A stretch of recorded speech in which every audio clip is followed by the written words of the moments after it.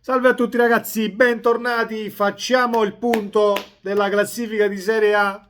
Adesso che è finito il campionato e ci rivedremo il 4 gennaio per le ultime 4 giornate del girone di andata. Facciamo il punto in base alla classifica. Ci guardiamo la classifica dal basso verso l'alto e vi dico la mia. Andiamo direttamente nella classifica e non dimenticatevi di iscrivervi al canale. Allora, cominciamo dal basso verso l'alto. Hellas Verona, ultima in classifica con una sola vittoria, 2 pareggi e 12 sconfitte. I numeri parlano chiaro.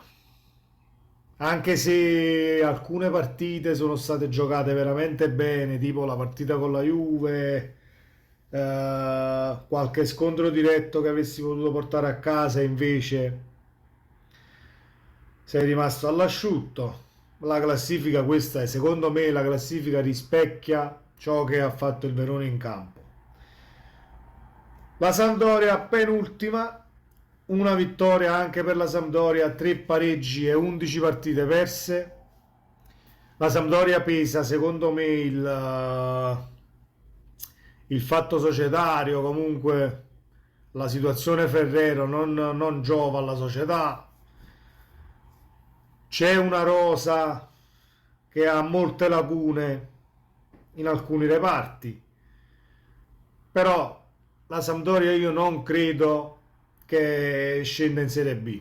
Credo ancora nella rimonta Samp, che secondo me è fattibile, perché comunque pur avendo delle lacune in rosa non è che abbia poi dei calciatori completamente incompetenti. Fatto sta che la classifica a 6 punti rispecchia quello che abbiamo visto in campo, perché non abbiamo visto mai una Sampdoria che comunque ha dominato qualche partita e il gioco comunque non è fluido. Nemmeno io credevo che con l'arrivo di Stankovic si riusciva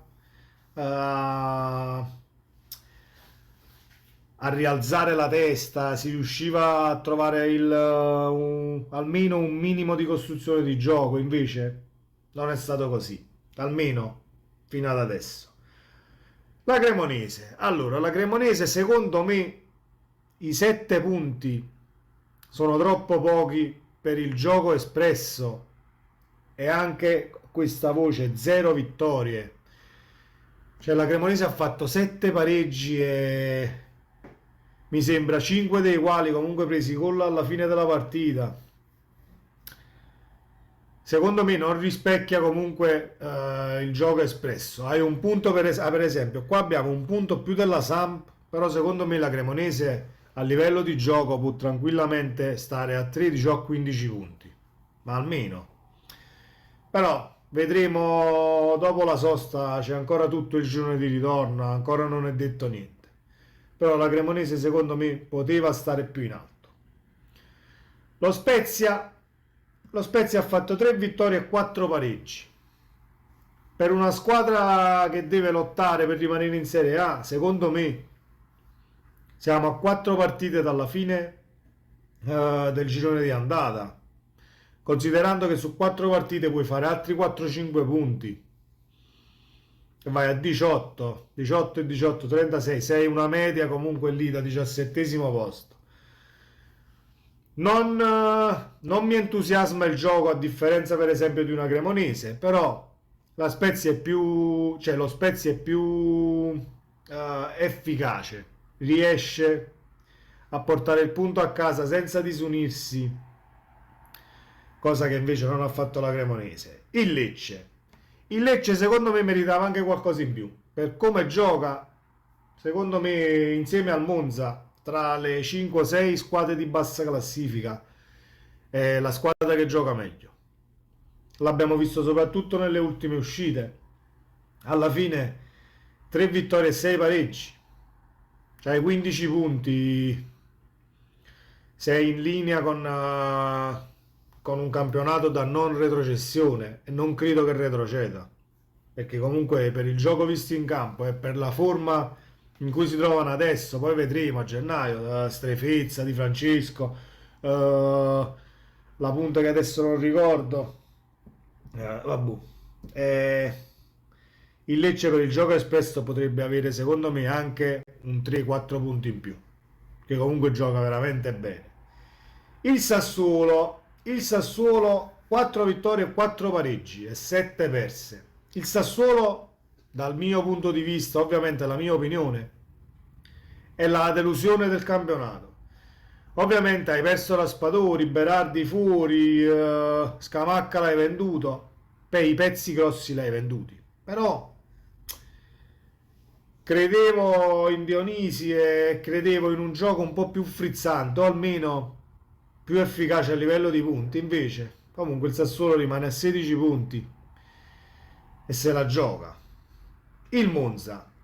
Il Monza io avevo fatto la mia previsione che sta sul canale, la previsione che feci prima di iniziare il campionato, come finiva la classifica, o come sarebbe finita la classifica di Serie A quest'anno, e misi il Monza decimo. Ma non perché è Berlusconi e Galleano, no, perché la squadra la stavano facendo e comunque elementi, elementi da poter arrivare dal 10° al 13° posto ci sono. E poi dal dopo Stroppa, da quando è arrivato Palladini, il Monza ha cominciato a giocare veramente bene. Un gioco che comunque ti porta sempre in area di rigore avversaria, crea un sacco di occasioni, poi le sbagli sotto porta o butti fuori un pallone già fatto. Questa è un'altra storia, però il Monza a livello di occasioni create e gioco è la migliore tra le squadre che lottano ovviamente per non retrocedere. Passiamo all'Empoli, 4 vittorie e 5 pareggi. Beh, l'Empoli comunque ha dimostrato che se la può giocare. L'Empoli va a giocare comunque, quando va a giocare fuori casa con le grandi, cerca sempre di portare il punto a casa, o almeno imposta la partita sempre per portare quel punticino a casa e molte volte ci riesce. Il Napoli ha avuto difficoltà nel 2-0 per gli azzurri. Non è una squadra che non mi dispiace l'Empoli e secondo me può tranquillamente giocarsi, può anche arrivare decima. La Salernitana. Allora io della Salernitana credevo che la Salernitana la trovavamo più in basso quest'anno e invece la Salernitana sta facendo un bel campionato. A me sta piacendo. Sicuramente hai fatto 4 vittorie e 5 pareggi, hai perso 6 partite, però ai 17 punti sicuramente è corta la classifica dalla Salernitana in giù, però sei sempre lì. Io la cosa che voglio dire è che comunque viene messo in discussione Nicola, l'allenatore, per ciò che vedo qui, e ancora deve finire il girone di andata. Non c'è niente da lamentarsi. Poi se la proprietà della Salernitana credeva che quest'anno si giocassero, non lo so, l'entrata in conference o la lotta per le coppe, questa è una cosa che sanno loro, ma non credo che sia la loro priorità. La priorità è rimanere in Serie A e con questa media la Serie A è quasi garantita. Il Bologna. Il Bologna invece, pur avendo 19 punti, è una squadra da alti e bassi. Il Bologna è quella squadra che vuoi fare un pronostico alla partita del Bologna. Difficile da beccare. Vai, che ne so, il Bologna è la squadra che va a giocare a Torino con la Juve fa il partitone, poi Bologna, che so, Bologna Spezia non entra in campo, al limite prende 4 palloni, quindi strana come squadra, però non credo che il Bologna vada in Serie B per niente, anzi, secondo me 11ª posizione ci sta. Così come ci sta la Fiorentina decima, che questo trittico secondo me ci sta tutto, Udinese, Torino e Fiorentina. La Fiorentina ha perso comunque 6 partite, però ne ha vinte 5. Squadra ostica da affrontare, in casa la mette sulla dinamicità e sull'atleticità e sulla foga, e fuori casa ti viene sempre a rompere le uova nel paniere, o almeno ci prova. Il Napoli ci ha impattato 0-0 a Firenze facendo la più brutta partita finora. Comunque la Fiorentina 19 punti ci sta, decima, c'è tutta. Il Torino secondo me sopra le mie personali aspettative. Non credevo che si trovasse sopra la Fiorentina almeno. Però 6 vittorie, 3 pareggi e 6 sconfitte. Ha pareggiato poco e ha portato più vittorie a casa. questa è stata la chiave di volta. Una vittoria in più e un pareggio in meno della Fiorentina alla fine. Ci sta, ho detto prima, ci sta queste tre squadre, secondo me questa è la loro zona di classifica giusta. Anche se l'Udinese io l'avrei non l'avrei messa ottava adesso, per ciò che abbiamo visto fino a 4-5 giornate dalla fine. Cioè l'Udinese a 5 giornate dalla fine mi sembra che era terza o quarta al massimo. Ha perso 12, 12 punti nelle ultime 5 mi sembra. Non voglio sbagliarmi, comunque feci il conto pochi giorni fa. Le ultime 5 uscite sono state disastrose. Anche se l'ultima uscita, la partita con il Napoli, ha fatto venire i brividi a tutto il Maradona, perché il Napoli era 3-0 avanti, poi l'Udinese che non è mai morta, perché l'Udinese è una grande squadra che gioca un bel calcio, grazie a Sottil, e con giocatori tutti quanti di prospettiva che stanno facendo tutti un ottimo campionato. Quindi mina vacante per il resto delle partite, per le ultime 4 e per il girone di ritorno. Secondo me l'Udinese potrà rompere le scatole dal quinto al settimo. Settima la Roma. La Roma c'è da dire, cioè, non lo scopro io, non lo dico io e non sono nemmeno il primo, però sono d'accordo con tutti quelli che l'hanno detto, la Roma è Dybala dipendente. O meglio, il gioco di Mourinho dipende molto da Dybala. Se non c'è Dybala, la Roma cala di brutto nelle occasioni create, cala di brutto nell'avere quel dominio territoriale, perché comunque Dybala ti mantiene il pallone nella metà campo avversaria, ti fa il passaggio giusto nella metà campo avversaria, ti tira dai 25 metri e becca l'incrocio. Beh, è Dybala dipendente lo sappiamo, solo che non può essere una scusante. Però comunque sei a 3 punti dal quarto posto, non è che sei qua a 20 e il quarto posto lo tieni a 10 punti, quindi non è ancora detto niente qui. L'Atalanta stessa cosa non proprio la stessa dell'Udinese, però l'Atalanta ha perso mi sembra le ultime 3 e avendo perso le ultime 3 hai perso il treno del secondo posto. C'è niente da fare, la classifica è corta, è sia corta sopra e sia corta per la zona retrocessione.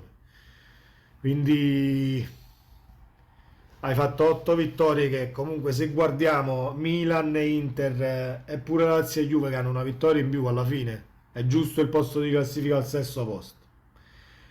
L'Inter a 30, Inter e Lazio facciamo un discorso insieme, Inter e Lazio a 30 punti, però nelle ultime uscite forse meglio l'Inter che la Lazio, soprattutto nell'ultima partita la Lazio non ha giocato proprio una partita inguardabile, merito della Juve che ha impostato la partita come si deve e ha vinto lo sconto diretto 3-0. Però comunque parliamo di 33, 31, 30, comunque sono in 3 punti ci sono 4 squadre.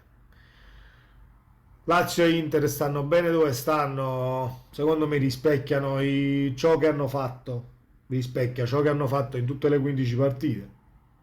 E Juventus, la Juve ha fatto un filotto di 6 vittorie consecutive, le ultime 6 ed è risalita alla grande, altrimenti la vedevamo al posto della Roma, se non più giù. Però la Juve ha ritrovato un po' di gioco, perché comunque non è che stiamo parlando, però qua alla fine devo anche smetterla io stesso di dire vabbè non gioca, allora non meriti i punti. I punti si fanno come li vuoi fare. Cioè se l'efficacia della squadra di Allegri è questa, va bene così. Comunque la Juve a 31, terza da sola. E il Milan a 33, con l'ultima partita un po' dubbio con la Fiorentina, ovviamente lo sappiamo tutti, il calcio di rigore, il fallo sul 2-1. Secondo me il Milan poteva avere 31 punti a pari punti con la Juve dopo la partita con la Fiorentina, però per i valori espressi comunque il Milan secondo ci sta. E il problema non sono le altre, il problema è il Napoli che ha fatto troppo, cioè non troppo, ma ha fatto secondo me una cosa impossibile, incredibile. mettetela come la volete. Su 15 partite ne vinci 13 e ne pareggi 2, e se consideriamo che in Champions League ne hai vinte 5 e ne hai persa una, hai fatto 20 vittorie e una sconfitta su 21 partite. Cioè no, hai fatto, scusate, hai fatto 5, 13, 18 vittorie, 2 pareggi e una sola sconfitta su 21 partite.